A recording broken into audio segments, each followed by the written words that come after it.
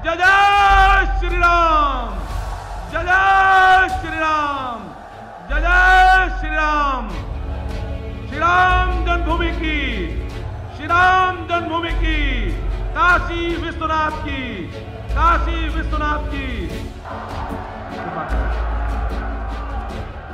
भारत माता की, भारत माता की, भारत माता की।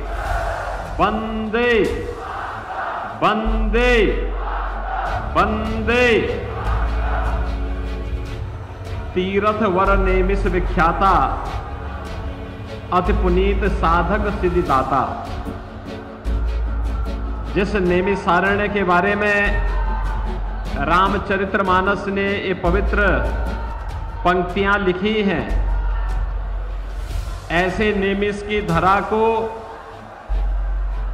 कोटि कोटि नमन करते हुए आप सभी मतदाता बहनों और भाइयों का मैं हृदय से स्वागत करता हूं, अभिनंदन करता हूं। मंच पर उपस्थित भारतीय जनता पार्टी के क्षेत्रीय अध्यक्ष श्री कमलेश मिश्र जी, जिलाध्यक्ष श्री राजेश शुक्ला जी, भारतीय जनता पार्टी के लोकसभा मिश्रित क्षेत्र से प्रत्याशी श्री अशोक रावत जी, हमारे लोकप्रिय विधायकगण श्री रामकृष्ण भार्गव जी, आशीष सिंह आसू जी, श्रीमती अलका रघुवंशी जी, श्री पवन सिंह चौहान जी, जिला पंचायत अध्यक्ष श्रीमती सरदार सागर जी, प्रवासी विधायक श्री राम श्याम धनी राही जी, आज के इस कार्यक्रम में उपस्थित पूज्य संत स्वामी विद्या चैतन्य जी, स्वामी देवेंद्रानंद सरस्वती जी, महंत नारायण दास जी,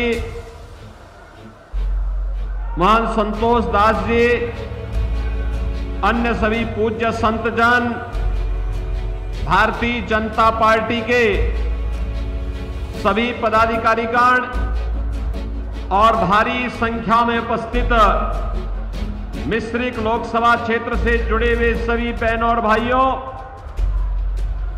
आज मुझे एक बार फिर से भारत की सनातन आस्था का प्रतीक,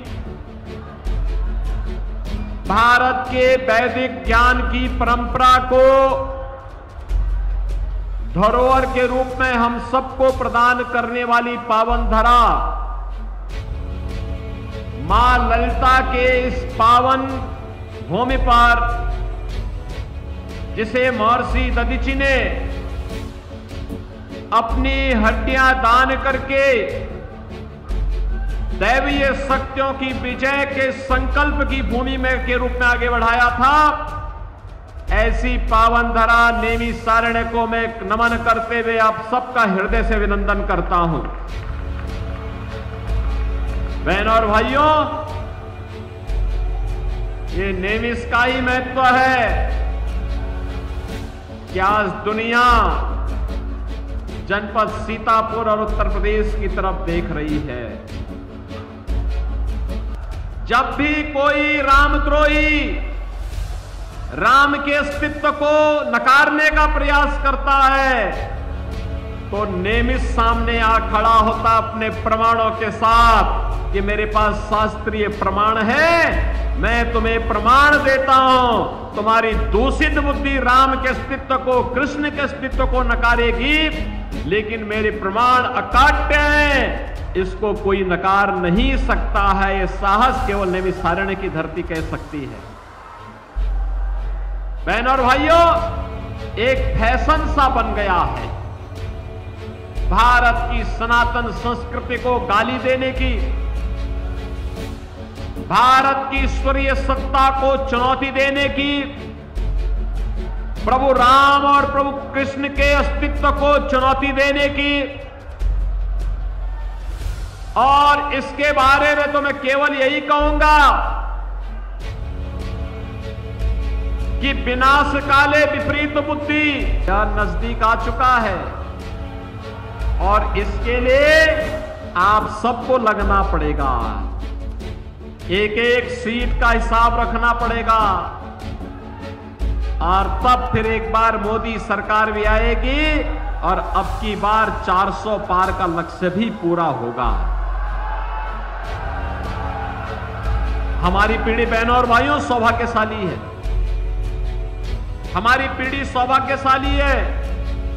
हमने बदलते हुए भारत को देखा है। आप कह सकते हैं, वर्तमान पीढ़ी कह सकती है, वर्तमान नौजवान कह सकता है, वर्तमान नागरिक कह सकता है, हमारे ऋषि मुनियों को, संतों को, साधु संतों को, जिन्हें इस लोक में अपने भक्तों को और परलोक में अपनी गुरु परंपरा को जवाब देना होगा, वे कह सकते हैं कि हमने वह काल देखा है जब प्रभु राम अयोध्या में विराजमान हुए हैं, जिसके लिए पीढ़ियां खप गई, लेकिन हमने अयोध्या में वह दिन देखे हैं। बहनों और भाइयों, हम में से हर व्यक्ति कह सकता हमने बदलते हुए भारत को देखा है, जिस भारत ने दुनिया के अंदर अपना सम्मान बढ़ाया है, जिस भारत की सीमाएं सुरक्षित हुई हैं, जहां आतंकवाद के सामने घुटना सरकार नहीं टेकती, बल्कि आतंकवाद को नेस्तनाबूद करके हमेशा के लिए उसकी राम नाम सत्य है कि यात्रा निकालने का जज्बा जिस सरकार में रहा हो। हमने उस सरकार को देखा है जिसने भारत विरोधी वे सभी प्रावधान समाप्त किए, चाहे वह धारा 370 का मामला हो, चाहे वह इस देश के अंदर आतंकवाद और नक्सलवाद की जड़ जहां भी खड़ी रही, उस बेल को नष्ट करने के लिए भारतीय जनता पार्टी के नेतृत्व की मोदी जी की सरकार ने वे सारे उपाय आने वाली पीढ़ी के भविष्य के लिए कर दिए हैं। हमने उस भारत को देखा है जिसमें हाईवे वर्ल्ड क्लास के बन रहे हैं। अयोध्या, लखनऊ, वाराणसी की कचहरियों पर हमला हुआ था। ये तो मुलायम सिंह जी की समाजवादी पार्टी की सरकार के समय, और बहनों और भाइयों उसके बाद जब अखिलेश यादव आए तो इन्होंने उन आतंकवादियों के मुकदमों को वापस लेने का कुत्सित प्रयास किया था। यानी हिंदुओं पे झूठे मुकदमे, राम भक्तों पर झूठे मुकदमे और आतंकवादियों के मुकदमों को ये वापस लेते थे। तनिक भी शर्म नहीं आती थी इन लोगों पर, तनिक भी शर्म नहीं आती थी इन लोगों को। और यही कहने के लिए हम लोग आए हैं, जो आतंकवाद के समर्थक हो, राम के द्रोही हो, वे जो माफियाओं और अपराधियों को शागिर्द हो। आपने देखा होगा परम राम भक्त, प्रदेश के विकास के लिए अहर्निश प्रयास करने वाले कल्याण सिंह जी की मृत्यु हुई, समाजवादी पार्टी ने एक भी शब्द संवेदना के नहीं व्यक्त किए। लेकिन बहनों और भाइयों, अभी एक माफिया की मौत हुई थी, उस माफिया के मरने पर फतिया पड़ने के लिए समाजवादी पार्टी के लोग उसके घर में गए थे। ये राम भक्तों के विरोधी है, ये माफियाओं के समर्थक हैं, ये राम भक्तों पर गोली चलाते हैं और आतंकवादियों के मुकदमों को वापस लेते हैं। इन लोगों से बदला लेने का समय है ये महापर्व चुनाव। अपना एक एक वोट ऐसा ठोकिए, ऐसा लगाइए कि ये आतंकवाद समर्थक हमेशा के लिए भारत की चुनाव की प्रक्रिया से गायब हो जाए, वह आपके चुनाव से लड़ने का हिम्मत ही न करने पाए। सहमत हैं? सहमत हैं? बहनों और भाइयों, ये चुनाव केवल चुनाव नहीं है, ये चुनाव है नए भारत को आत्मनिर्भर और विकसित भारत बनाने का। आत्मनिर्भर और विकसित भारत बनाएंगे। आत्मनिर्भर भारत का मतलब हर नौजवान आत्मनिर्भर, उसके हाथ को रोजगार होगा, हर व्यापारी आत्मनिर्भर, हर महिला आत्मनिर्भर, हर अन्नदाता किसान आत्मनिर्भर। और आत्मनिर्भरता के इस लक्ष्य को प्राप्त करने के लिए बहनों और भाइयों, मोदी जी का तीसरी बार प्रधानमंत्री बनना आवश्यक है। सहमत हैं? और मोदी जी को प्रधानमंत्री तीसरी बार बनाना है और अब की बार 400 पार का लक्ष्य प्राप्त करना है तो बहनों और भाइयों, अशोक रावत को यहां से भारी बहुमत से विजयी बना के भेजना होगा।